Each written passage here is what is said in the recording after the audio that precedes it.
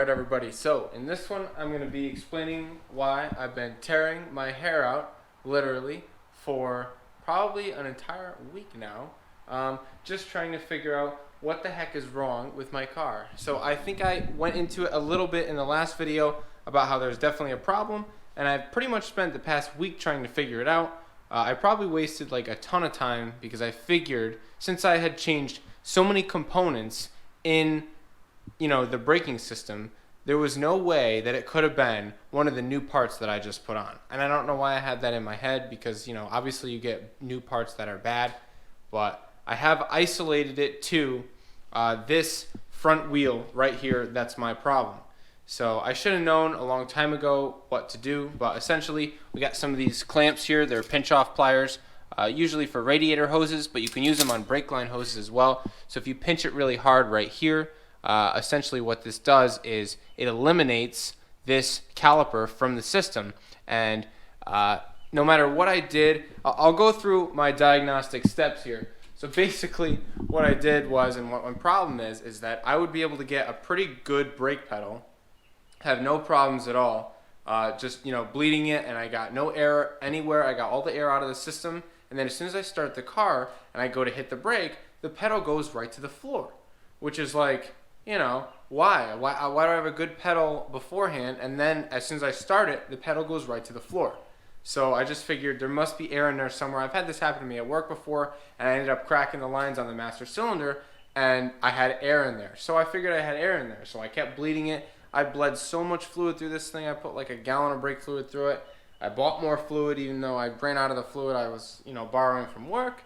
And, it's ridiculous the amount of effort I put into this, and nothing was helping. So I said, all right, I'm going to go to the junkyard, and I did this past Saturday. I go to the junkyard, and I bought a master cylinder off of a car, a pretty nasty looking one at that. Unfortunately, I bought this janky, nasty looking master cylinder, and I also got a new prop valve down there, and the prop valve was not the one that I wanted to use. I wanted to use that 4040 one, which I'm going to still have to put in at some point, I think, but I took it out in, just trying to figure out what my issue was, and I ended up putting in a stock one that I took off of a car, so my 4040 prop valve is now right here, which is like a bummer because I wanted to run this, and now I feel like this wasn't even the problem the whole time.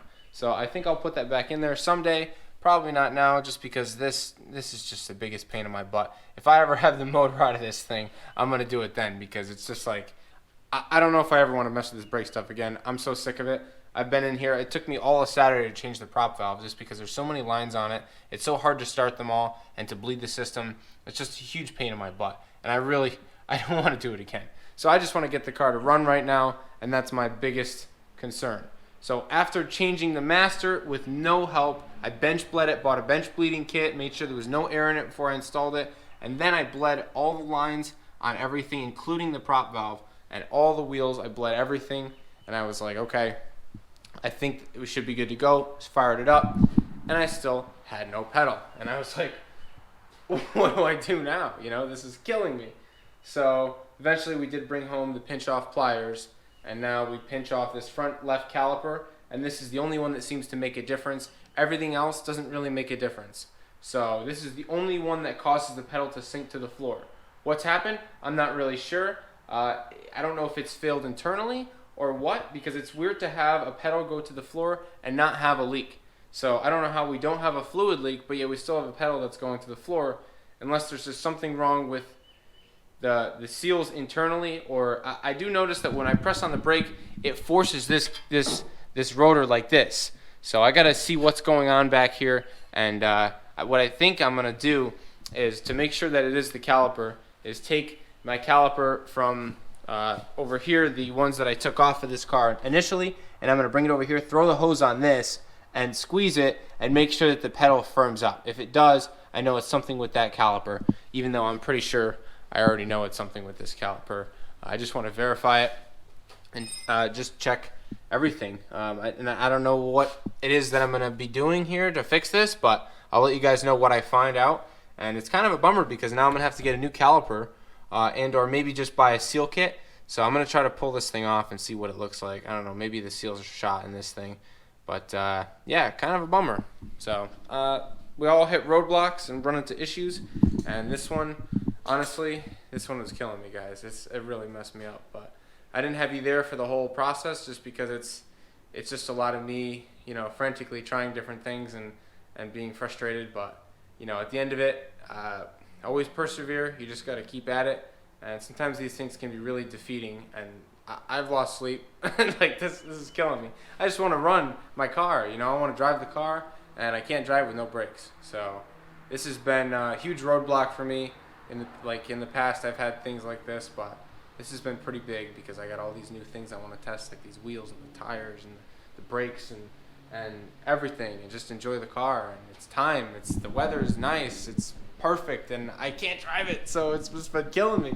So anyway, we're on the home stretch. I'm gonna get this figured out, and whether I gotta get a new caliper or rebuild this one, I will get it figured out, and we'll be back on the road shortly. So I'll let you guys know what I find in here.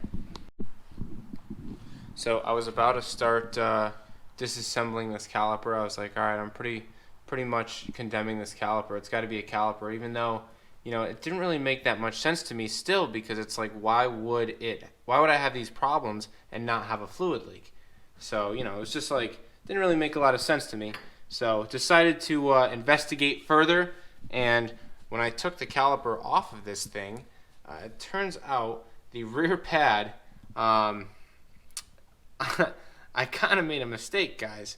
I guess I bent it. I don't know if you guys have ever seen that kind of force there, but that's got to be a lot of force to bend that.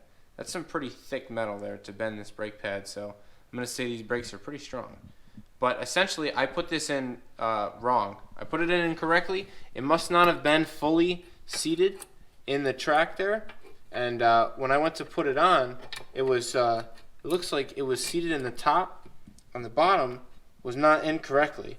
So what happened was, when I hit the brake, it totally just bent that thing, and it cooked it.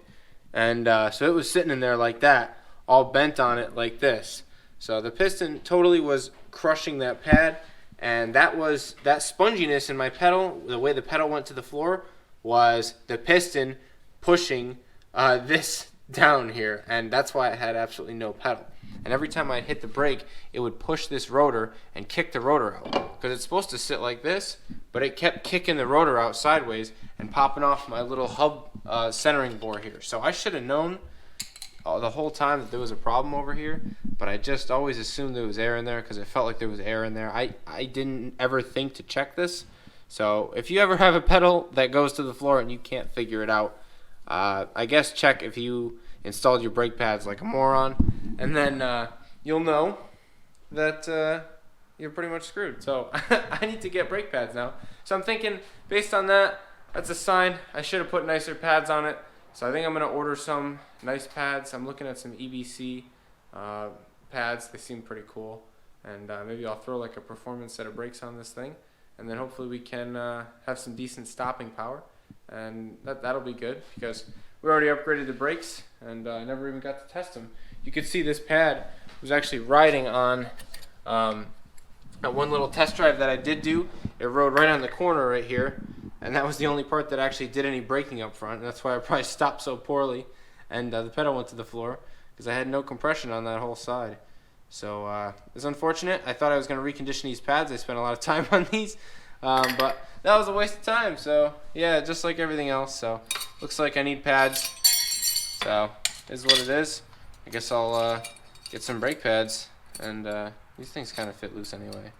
But I think that's probably why I messed it up. Everything was so loosey-goosey, and I lubricated everything, and then it fell out, and that was my demise. So anyway, that's what's going on. That's what happened to me, and don't let it happen to you. So we're gonna reevaluate, and I'm gonna get some new pads coming for this thing. We should be able to get this thing figured out. So yeah, hopefully everything's good here. This thing seems kind of loose. Gotta tighten that. So I went out and I bought myself some brake pads the other night, slapped them on, put the car back together, and now we have a brake pedal. So yeah, it turns out I'm just an idiot, and that was my problem the whole time. But in my defense, what happened was the piston of the caliper when you put new brake pads on something, you normally compress the piston of the caliper all the way, and that allows you to fit the caliper over the bracket, which houses the two pads. So if the pads are really narrow like this, you don't have to compress the piston that much, but I had brand new calipers, so they were all the way open. So when I slid it on, there was a lot of wiggle room where the caliper could move in the slide pins back and forth. So if the caliper was slid all the way back, the bracket itself, the gap there was large enough where one of the pads could actually slide out of the slot. And I don't think that I would put one of the pads in there incorrectly. I think most likely I waited months and months and months and banged around the suspension, tightening things and doing all sorts of different things. And that pad probably fell out in that time period. And then when I went to go bleed the system is when I crushed that pad. So I think I obviously showed you guys earlier, but this is the aftermath. This is just how bent this pad is. So this is what I did. I suck. I freaking suck. I've been fighting this for 2 weeks, and this is what it turned out to be. Just because I tried to reuse some brake pads and I cheaped out, and at the end of the day, it caused me a lot of time, money, and aggravation. And now I have a bunch of parts on my car that I don't even want, including a prop valve that's not the one I wanted, and a master cylinder from a car that doesn't have a good-looking master. So I'm gonna try to get the 1-inch bore master for it. Next time I find an Accord that had rear discs at the junkyard, I'm gonna pull the master from that. And when I swap the master, I'll probably pull the master off, pull the prop valve out, and then I'm gonna go ahead and change all that stuff. Again, I have this prop valve here that I wanna put back in, but I'll do that at a later date. So based on that, that's where I'm at with the car. Should be drivable right now. I just need to finish these darn taillights, so I'm gonna really try to hustle this week and get them done. I have these guys right here, which I siliconed together last week, and they're looking really good. They're nice and sealed. And then I went ahead last night and cut myself a little plexiglass circle, and I siliconed that in there. Actually, I used hot glue, which should be fine. And then I used a butt connector to connect this. So now I have a connector on here, and then this will actually go onto here. I took these connectors from the junkyard. I think it was off of like a random Honda, some kind of shift solenoid on an automatic transmission, and they just happen to have this plug here with wires on both sides. So I went ahead and took 2 of these setups here, and then I took one for the third brake light as well. So now I'm gonna have 3 nice connectors that I can use, and I think that's pretty sweet because now they're all waterproof like OEM. I mean, you can tell, actually this connector does look like it's a little dirty in there, but oh well, as long as it works, I don't care. I'll fix it later if it breaks, but this one's a lot cleaner in there. You can tell that no water's ever gotten in there, so that's good news. I wanted these to be nice and waterproof. See, just something like this I thought was a great idea to get this from the junkyard, just because now I have a waterproof connection that I can wire into my vehicle. So pretty cool stuff. Better than using spade terminals because they rot out. I want to redo the fog lights in the front with all that stuff, especially if I'm going to be driving this thing. Or I could just wait till it breaks. But a lot of times, if you don't use waterproof stuff, it'll corrode up through the wire, and then you end up with a corroded wire. But I've done all kinds of hack jobs in the past, and I'm trying to fix that in this car and do everything the right way, even though it's still never that good, because there's always things to improve on. There's always a way that I could do it better. I'm always learning. Every process here is a learning experience for me, and it all will work out in the end. It just sometimes takes me more time just because I end up screwing myself like I did on this thing. But regardless, we should be good to back this thing out of the garage now, and I'm going to go ahead and get the table cleaned off, get some stuff sanded and prepped, and I want to try to start working on the little windshield cowl here, the wiper covers. I can't think of what it's called. I guess it's a cowl. I want to work on that, and then I want to work on the taillights and the wiper arms too, the arms. So I'm going to get all that stuff done, and hopefully this car will be mobile next week. That's the plan. So I'm going to get to work.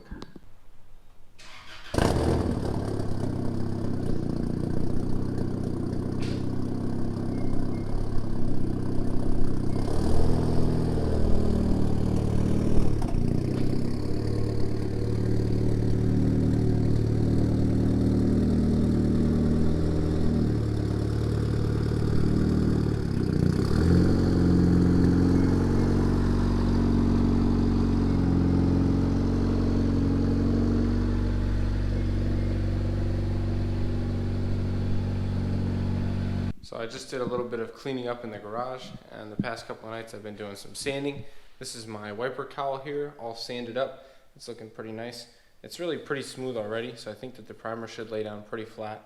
there's not a lot of texture to this plastic, which I like. So all I really got to do is blow all this off and then wipe it down with some wax and grease remover. I have all the taillight bezels all sanded as well. So I'm going to go ahead and get these things all ready for primer. Also the wipers themselves, the arms. And I will be spraying these as well, all gloss black. So the plan is to do gloss black and then probably hit it with some clear. And then when I'm doing the clear, I will hit the taillight lenses and all this stuff over here. So I still got to set up the little plug for the third brake light, but I got everything ready to get a little bit of clear coat on it, and that way this will never fade and it should be nice and glossy. It all looks really dull now because it's been sanded, but yeah, it should be done pretty soon here. I'm hoping by this weekend we'll be up and running. So that's where the progress is at, and I'll show you guys where I'm at the end of the night here. So I finished priming it last night, and I ended up just letting everything dry. Today I came and hit it with a little bit of guide coat, and that's why it all looks like that. So I'm wearing my mask just so I don't inhale any fumes, because the garage is still a little fumey. I had my big fan running. I turned it off so you guys can hopefully hear me even through my mask. But I do have all the parts primed, ready to go, even the wiper arms.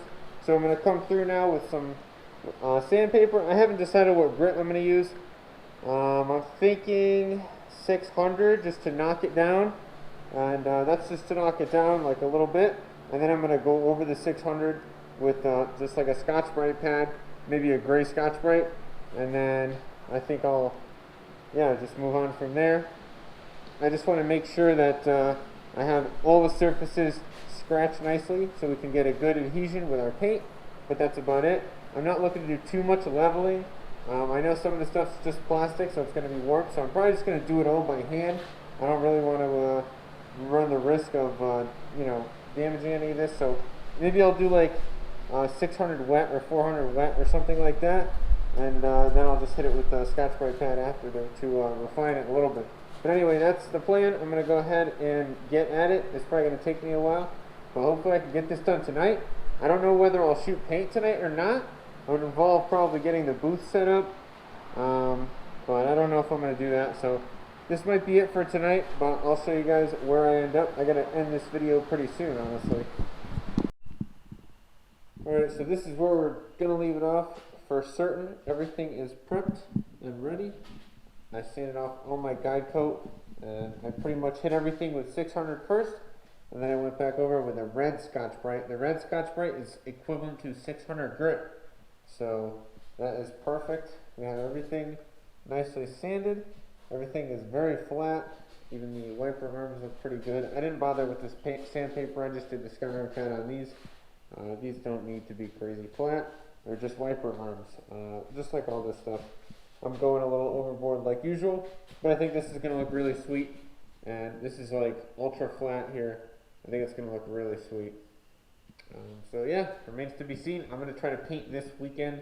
I think Sunday is going to be a nice day, so I'll set up the paint booth and I will spray just this small section of stuff, and then I'll go ahead and clear coat my lenses over here because these guys are ready as well. So coming up on it, guys, but this is going to be it for this video, and I'll show you guys The process as I go here and what else we're going to be doing, but as of right now, this is going to be it for tonight. So thank you guys for watching. Remember to subscribe, and you'll see these taillights all finished up. I can't wait to get the lenses on and get them all fired up and just see how good they look. I think they're going to look really sick.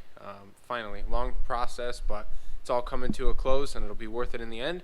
And we'll have the car to drive. Got to take it for the alignment, all that stuff. But yeah, much to come. Stay tuned to see the rest, guys. Like I said, subscribe, set on the notifications. Follow me on Instagram. Links are always in the description. There's the merchandise too. Got to revamp the merchandise site. I'm working on it. I've been really busy, but yeah, we'll get there. Bear with me. Thank you guys for watching, and I'll see you in the next one. Peace.